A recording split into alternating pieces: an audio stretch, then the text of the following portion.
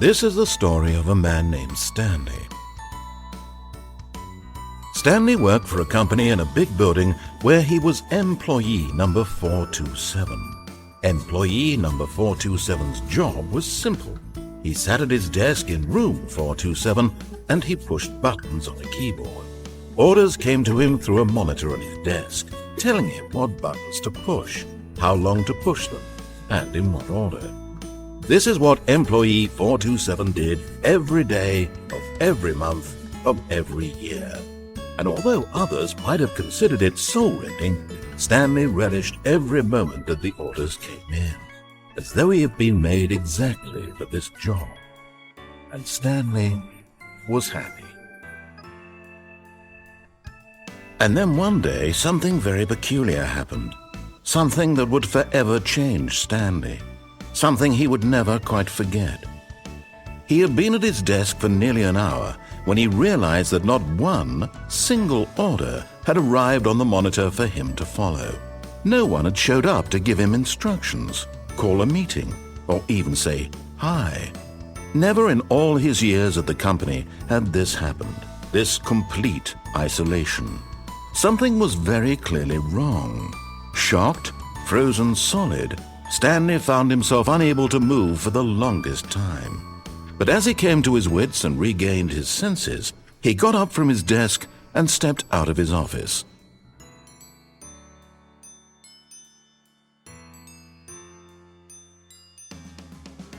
All of his co-workers were gone. What could it mean? Stanley decided to go to the meeting room. Perhaps he had simply missed a memo. No matter how hard Stanley looked, he couldn't find a trace of his co-workers.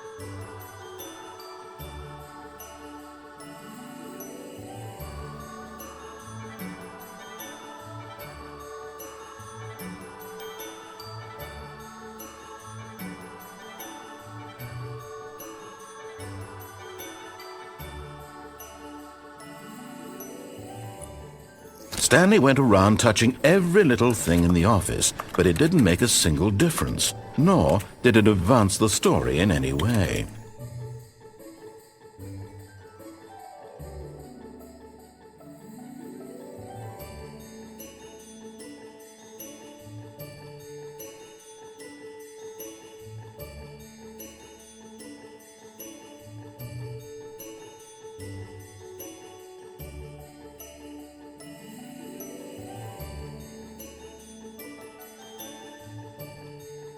Oh, please. Are you really just doing this for the trophy? Click a door 5 times? Is that all you think a trophy is worth? No. I can't just give these merits away for such little effort. A measly 5 clicks? Now, suppose you were to click the door 20 times. I would say that's the kind of effort that warrants recognition. I have to say I'm still not feeling the satisfaction of witnessing true effort for a noble cause. Perhaps 50 clicks will do it. Yes, almost certainly 50 clicks.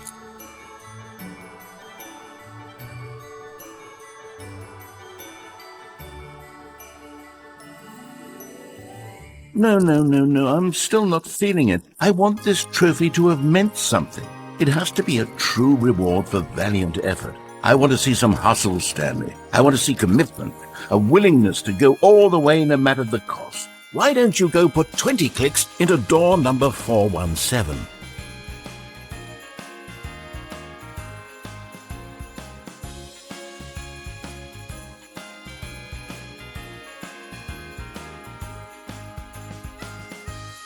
Oh, great. Now, go click a few times on door 437.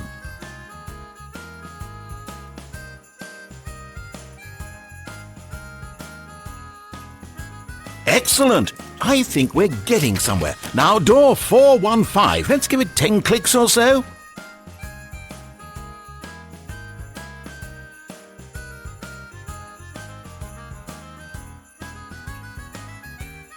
Now, back to door number 437.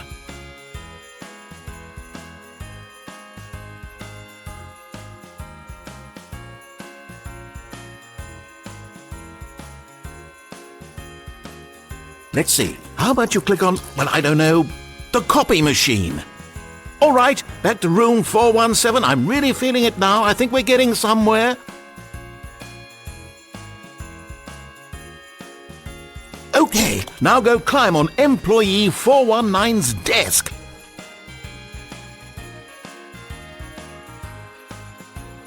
Yes! This is great! You're putting it all on the line, Stanley. I like that. All right, let's keep it up. Go give me a few clicks on door 416.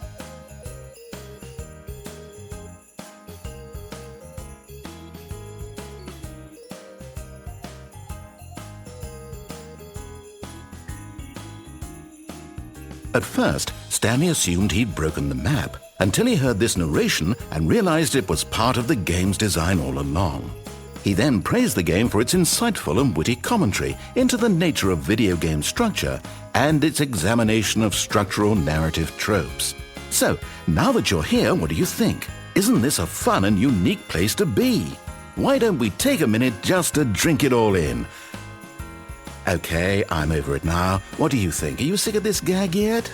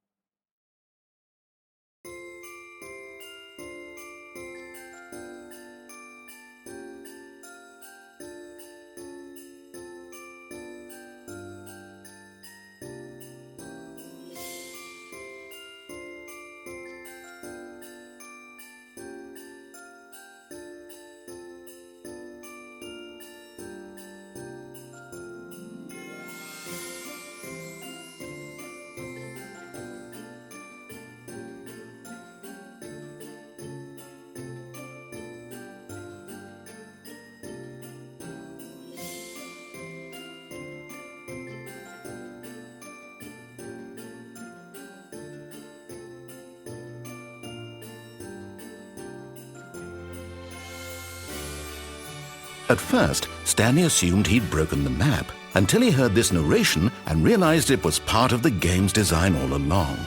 He then praised the game for its insightful and witty commentary into the nature of video game structure and its examination of structural narrative tropes.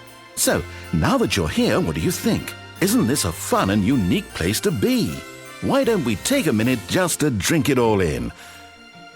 Okay, I'm over it now. What do you think? Are you sick of this gag yet? Then in that case we'll continue. But now, here comes the real question. What do you think would have happened if you had told me that you wanted this to stop? Do you think it would have been particularly different? Would I have taken the same idea but rephrased it superficially to fit that answer? Perhaps you never would even have thought of it if I hadn't brought up the issue in the first place. Oh, now think about it. Will it be worth it for you to restart and then come back here just to do the other option? Clearly, this whole gag takes some time. What if the other option is even longer? How long will you spend in total just to have heard all the narration? Oh, and this is rich. Perhaps you've just played the other option, and now you've come to see what happens in this one. So, what do you think? Which choice was the better one? Imagine if you had selected Continue on your first playthrough, how tantalizing it would be not knowing what happens when you pick the other option. Indeed, you are one of the lucky ones. Though if the other option is really miserable to listen to, then perhaps you're not. In fact, I'm just going to say that no one who's listening to this is lucky. Well now, I've built up the other option so much that I'm going to stop talking and leave you to your decision whether to come back here, continue with the game, or just sit in this spot forever and ever. Cheers.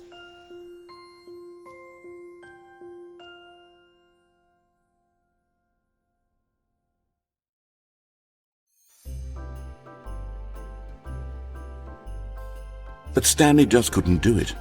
He considered the possibility of facing his boss, admitting he had left his post during work hours. He might be fired for that. And in such a competitive economy, why had he taken that risk? All because he believed everyone had vanished?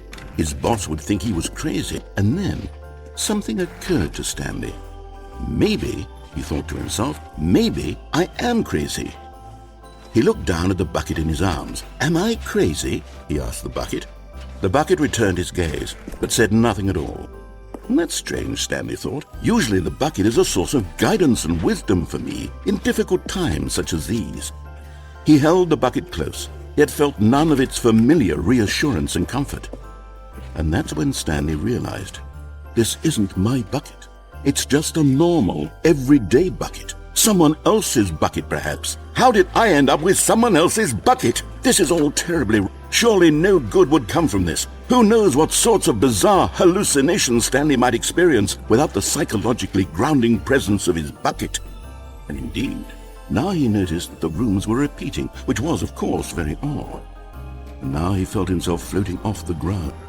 Oh, gracious, he exclaimed. Without my bucket, I've gone truly mad. Where is it? I must find it. Far off in the distance now, he heard it, calling to him. Stanley! Stanley, it's me, the bucket. Could it truly be? He rushed forward from room to room, passing by one bucket after the next. None of them were his. None of them were his special bucket. Come to me, Stanley. Find me. He had to find the bucket. He had to return to his old friend. It was the only way to truly restore his sanity. And then suddenly, he froze dead in his tracks. He knew where the voice of the bucket had been coming from. The real bucket was inside of him all along. It was incredibly painful. Stanley doubled over in agony and blacked out.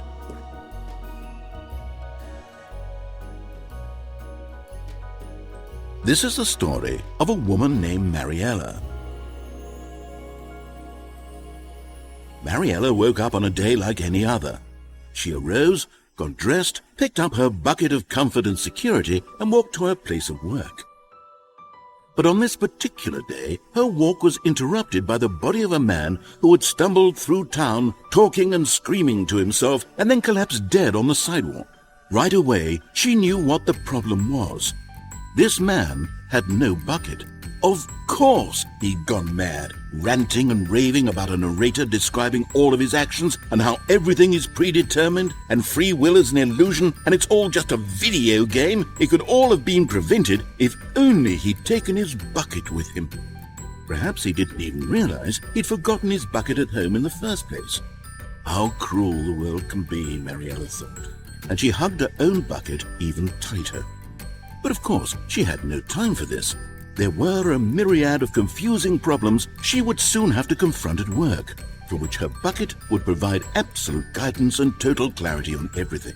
Heck yes, she thought to herself, my life kicks ass, and she backflipped all the way to work. Stepping into his manager's office, Stanley was once again stunned to discover not an indication of any human life. Crushed by the weight of this revelation, Stanley may have broken down into an emotional dumpster fire if not for the soothing presence of the bucket. Even now, in his darkest of hours, did the bucket's warmth and guiding light pierce the dark clouds of But Stanley guessed the correct code by sheer luck. Was it that the bucket knew all along? Was the bucket guiding him?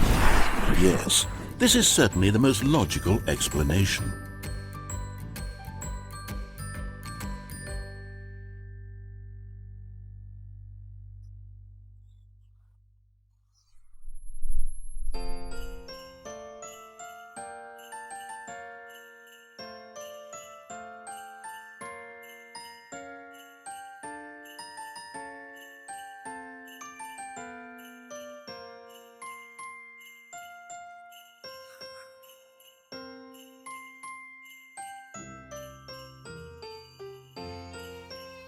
Wait, Stanley said to the bucket. Can we go back up?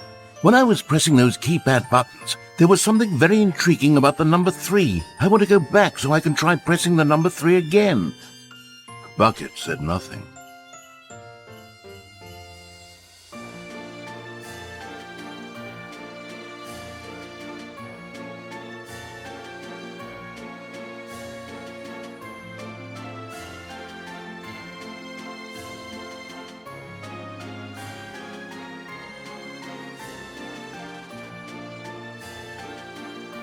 Here we are, said Stanley. Now I'm going to try out that number 3 button. He took the bucket over to the keypad and began absolutely slamming on the number 3 over and over and over.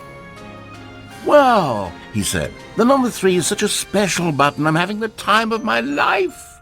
Stanley looked expectantly at the bucket, but the bucket remained silent. This was a shock to Stanley, who had always felt such a connection with the bucket. How was this not as exciting to the bucket as it was to him? Once Stanley had had enough of the number 3, he got back in the elevator.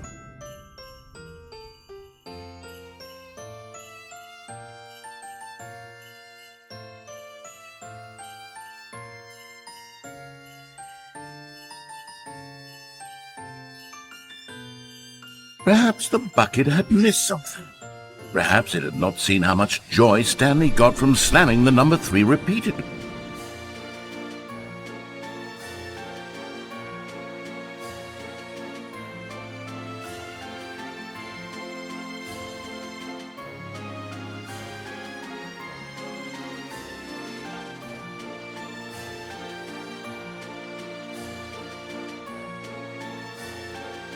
No, said Stanley to the bucket. You can't go on yet, not till you understand how much the number 3 means to me. You and I have been through so much together, and I just want you to see what I see. Feel the happiness I feel.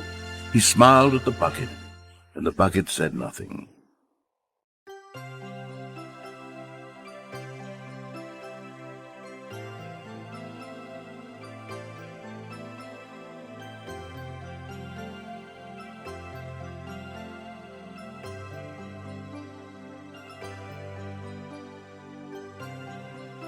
Here we go, said Stanley. This time I'll really show you. He ran to the number 3 and began to wail on it like a musician on a beloved instrument, weaving a concerto of truth and passion.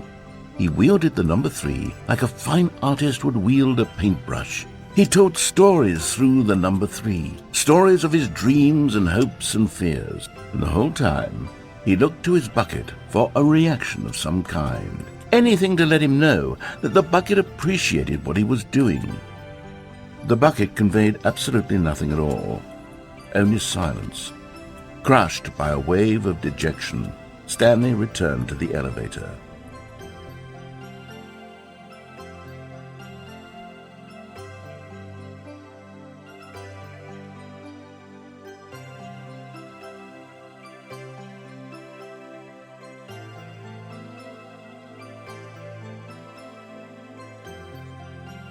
Stanley and the bucket were so close, they'd always been there for one another. Why suddenly could the bucket not connect with this passion of Stanley's?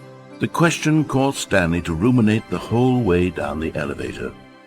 He knew that there must be a way to get through to the bucket, to communicate fully with his dear friend. Surely there was a solution, mustn't there be?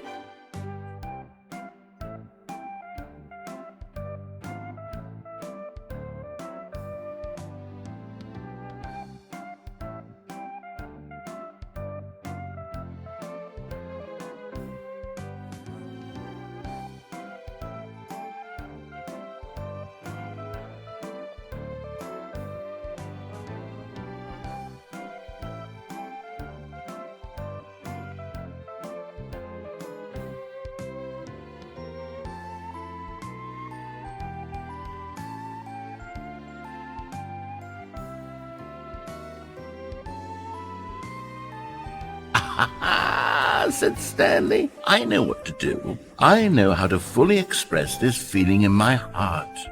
He decided right then and there that he would hold a press conference where he would speak to the public on all matters relating to pressing the number 3 over and over. He would elaborate fully on what the number 3 meant to him and why he felt so alive when pressing it. Then the bucket would be able to see his joy through the eyes of others. It would get to see the world react to this discovery of Stanley's. And it would be through the public eye that the bucket would finally understand Stanley's work.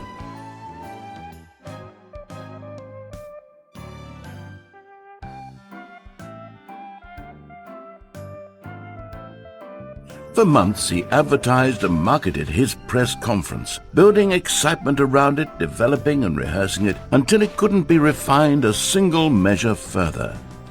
When the big day arrived, Stanley was as prepared as he'd ever been for anything in his life.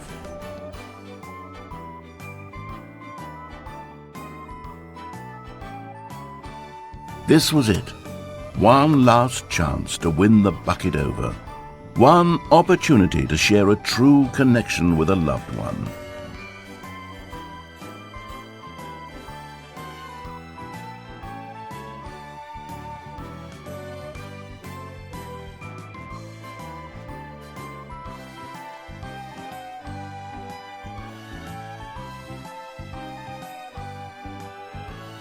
There was no one here.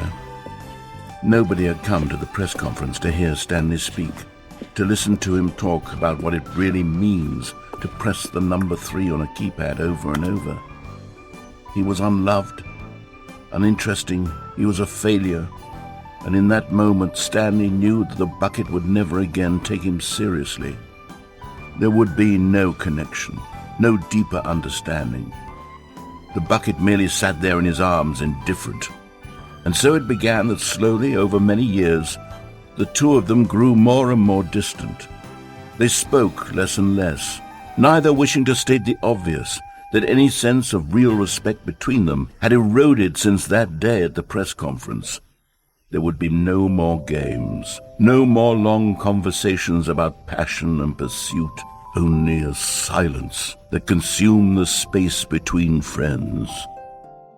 And Stanley, having for once in his life discovered the warmth and comfort of true companionship, was cast back into the unremarkable normalcy of loneliness.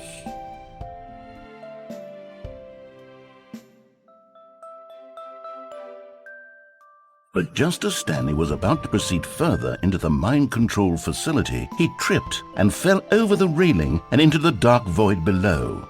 Thankfully, he fell directly onto the bucket, which safely cushioned his fall. Now, what to do next? Stanley wondered. Stanley and the bucket could find no way out of this enormous pit, and so eventually they decided that the best thing to do would be to simply get comfortable down here. So they set up a little couch and relaxed. It really wasn't so bad down here, a bit cold perhaps. After some time had gone by, they installed a few shelves as well, and a sort of kitchenette that was useful for when the bucket was craving paninis. But it wasn't until the rugs and the standing lamps came in that it really started to feel like a home. In fact, after some time, Stanley realized that it had been ages since he had even thought of the mind control facility at all. He'd never gotten to fully explore what was up there, never been able to unearth the many mysteries of the mind control facility. This lack of closure began to eat at him. Soon he was dwelling on his regrets, and the state of their home slowly decayed as Stanley became withdrawn and neglected the cleaning. It unsettled the Bucket deeply. Stanley wasn't usually like this. The Bucket tried to reach out to him again and again, but to no avail. All Stanley could think about, all he could talk about, was going back, doing it over again, staying on the path. It was a mistake to leave the path. It was a mistake. It was a mistake. I need to do what the narrator says. I need to see the true ending. This made no sense at all to the Bucket, which was simply trying to live its life down here as comfortably as possible. Yet Stanley was unconsolable. This isn't an ending. This is just a hole in the ground. Bucket sighed. True, it wasn't an ending. But it's where we happen to be. And maybe, possibly, if we accept the reality of things, maybe this will become an ending eventually. It's what the Bucket was counting on. The two of them waited for a very long time.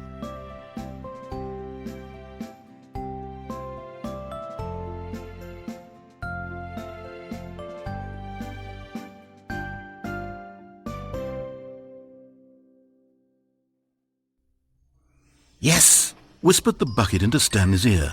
we've done it. We've escaped from that dull office and that pesky narrator. At last, out here in the white void, we are alone. Now, and for the first time, I can reveal to you my true self.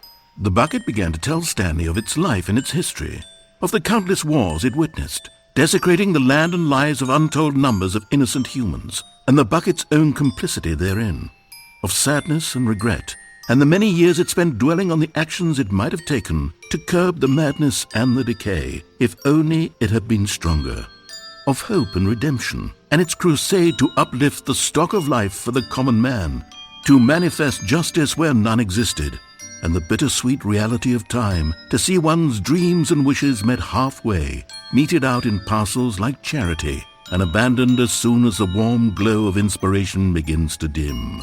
The opportunities to do so much more. There was so much it could have done, perhaps, the Bucket wondered to itself. Perhaps if it had seen its own darkness with a clearer perception. This was way too much for Stanley. What are you talking about? He screamed. You're a bucket! To this, the Bucket furrowed its brow. No, Said the Bucket. not since the evil wizard Gambhorata first ensnared me in his machinations as payback for the sacred amulet I stole from his treasured vaults. I was young back then and could not conceive the ramifications of... No! Stanley screamed even louder this time. This is stupid! You are a bucket! This is so stupid! Why are we even doing this?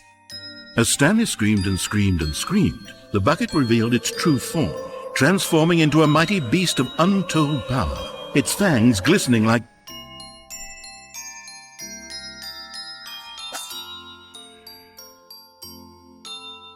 My God, Stanley, you did it. You saved us from the Bucket. Thank God you already had all 12 emblems of sages and knew the incantations to summon their true power. Otherwise, we would have easily been overwhelmed by the Bucket's power. I'm speechless. You've demonstrated such bravery here today. Come, let's restart the game, and we'll agree to never again go trifling with this Bucket, nor the dark magic cast away inside of it.